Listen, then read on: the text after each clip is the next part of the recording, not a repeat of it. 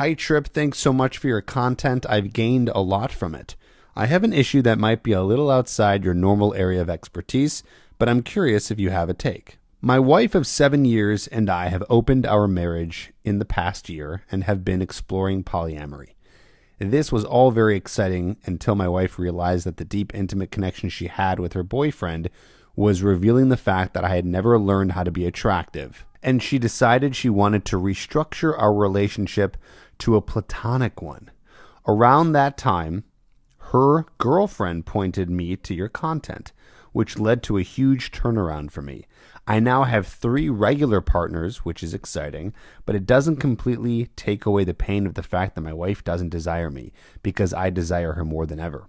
I like the abundance mindset you talk about, and I know that in a normal circumstance, you would probably say that I should just move on and not waste my energy on a woman who has low interest in me.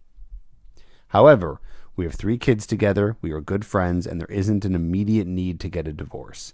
I'm wondering if the skills you teach need to be modified for this situation where I'm targeting a specific woman with whom I have a fairly long history, or does the same move on advice apply, and should I focus on getting my needs met in my other relationships and accept the idea of being platonic? Alex. Whoa. This is, wow, what a situation. And definitely a challenging one for me. I will be honest with you, but not that challenging. I do have an answer for you. It's just there's a lot of interesting things here. Okay, so I'm just trying to gather my thoughts. You're in a polyamorous relationship with your wife. You have 3 kids. At this point, you and your wife are platonic, so there's no sexual anything happening between you two. But you each have partners, but you're still upset that the person that you want is your current wife who does not desire you anymore and sees you as platonic. Okay, so I wish you were here where I could ask more questions. Unfortunately, that is one of the downsides of just reading emails, is I only have what I have here. But one thing that first comes to mind is your children. So I wouldn't be talking about this if you didn't have kids. We'd be talking about something a little bit different or getting maybe more to the point of the situation. But you have kids together. This is where it's challenging for me, because I'm not a psychologist. I did not learn much about human development and family studies, which, funny enough, that was my major for like 2 semesters. But yes, what is most important here is your kids. All I know is this much. Being in a marriage that is non-sexual, I believe, again, I don't know for sure, but it doesn't sound that that's going to be good for the kids. The kids might not, the fact that they don't see the mom and dad together showing love. Maybe you are. This is where I'd want to ask you questions where, like, I don't know, if you guys aren't kissing, if you guys aren't affectionate with each other, that might be a problem for the way that you're raising the kids. Now, of course, people might say, and I'm even saying this to myself, well, what about divorce? Like, sometimes people get divorced and then there's no mom around a lot, there's no dad around a lot. I would imagine that is still not good for the development of the kids. So I guess my point here is that as I'm working this out, you got to make sure you're doing what's best for the kids. Again, I don't have that answer. That would be someone you should seek out, like a psychologist, or at least someone who has a doctorate in psychology to talk about that, to figure out what to do there. Meaning you might want to get a divorce, and that might be more important. Or maybe not. Maybe it's still good to have the mom around and dad around, even though you guys aren't being loving. I'm not 100% sure on that. So that is priority number 1. You got to figure out how this is going to affect the children. Okay? So that is very important. Now, to answer your main question here, which you're saying, it sounds like what do I do? Like, do I just move on from this idea? Well, I don't know if you should move on quite yet, but again, I don't have enough information. You see, you never learned how to be attractive. So the problem here is once a woman sees that you're not someone who's exhibiting the masculine qualities or being attractive, it's very hard for her to come back and think that this person, you in this case, has those qualities. So what happens is it keeps her unattracted to you. So my first advice would be, can you use my TED formula, tension, entertainment, and dominance, to try to reattract her? Have you tried to do that? From reading this, it doesn't seem like you necessarily have.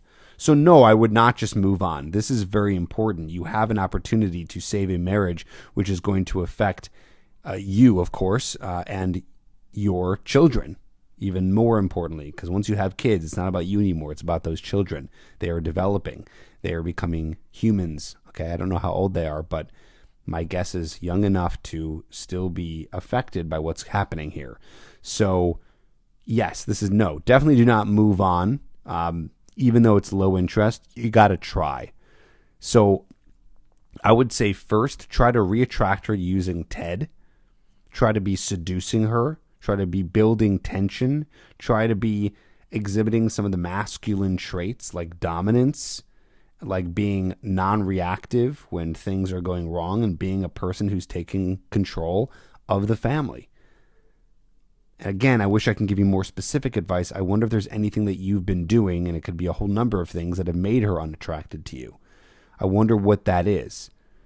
So I would be doing that with her because this is very important, and this is not just a girlfriend. So in this very specific case, you're targeting for sure. You want to try. Of course, there is a time limit, I would imagine, on something like this. Like, I wouldn't give this more than 3 months. If it takes more than 3 months, it's probably just not going to work. Can you take her on dates again? Can you guys do something you haven't done in a long time, like going on a vacation? I know that doesn't solve everything, but it might reignite a spark. What could we do to reignite a spark? Was there anything you were doing before when you first got together that you're not doing now? Do you need to do something where you guys are doing something where she's seeing you sleep with the girl? Maybe that's going to turn her on, seeing how there's other women who are attracted to you. Maybe, and this is a bigger point too, it's possible that this whole thing was a mistake and that you guys should have not opened up your marriage. Maybe it was worse. Maybe it made it worse. Or possibly maybe this potentially had to be what it had to be, and she wanted to do it because she stopped becoming attracted to you. Point being, long story short, TLDA, too long didn't, I always say A because I think audio. TLDL, too long didn't listen, is you need to try to get this back together. You need to try to re-seduce her. I outline this in my book and, of course, my podcast. I know that it could be annoying for some people to hear. It's like, well, why don't you just tell me right now? But I can't, because it's a lot to go over in such a little time that we have here for every episode. But it's all out there. It's all there. And you need to try to do that. And if that doesn't work, then you need to talk. Well, either way, you should be talking to a psychologist, talking to someone in the field that knows about developmental studies and seeing what is a platonic relationship like. I remember off the top of my head, I have a friend from childhood, and their parents were pretty platonic. I don't know if that was very healthy for her. I think that messed her up a little bit. So again, something you want to look into, and that part would be definitely outside of my area of expertise.